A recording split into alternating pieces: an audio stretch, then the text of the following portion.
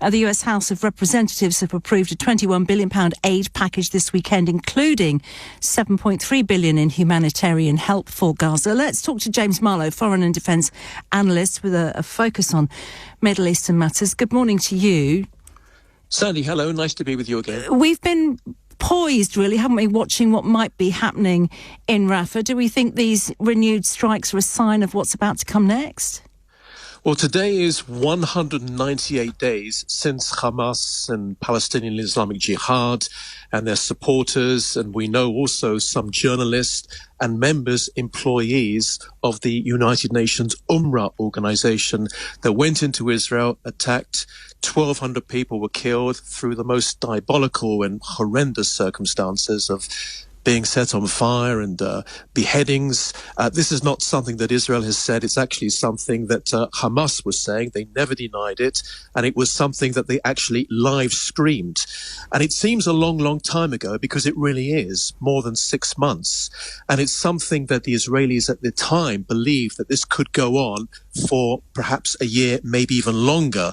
But Hamas, from their point of view, were hoping that the Americans, that the West would step in, that would force Israel to stop.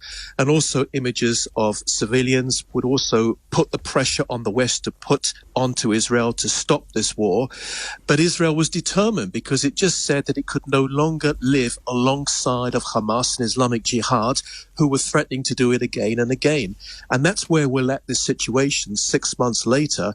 So what has happened right now is that over the last 6 months, altogether, there's been 24 Palestinian battalions across the Gaza Strip, which is quite extraordinary, really, because from north to south, it only goes to about 33 miles altogether.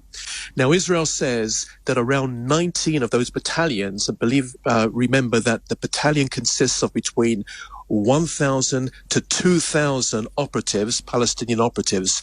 Israel says that around 19 have been destroyed. There's perhaps another one left in Khan Yunis, and there's 4 remaining in Rafah, which of course has been in the headlines for the last few months. And it's also believed to be where the remaining 133 Israeli hostages are probably being kept. And of course, we know some of them have been killed. Because there's been increasing nervousness, not just because of that situation, but of course what's been happening with Iran as well.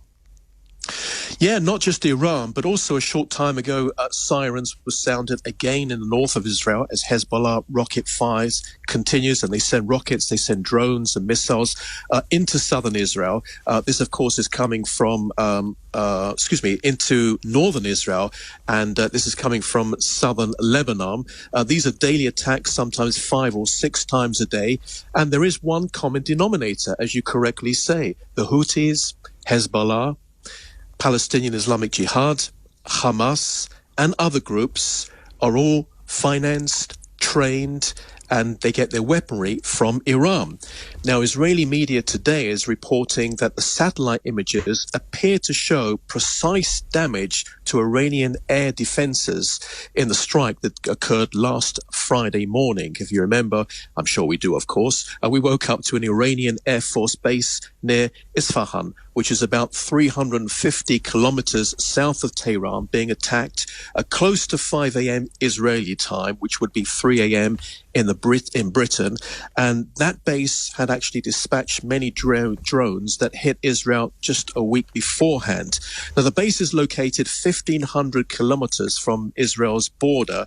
So Israel, if it was Israel, of course, Israel will not confirm this or deny this. It doesn't generally comment on overseas operations. But let's assume it is Israel, because it probably is.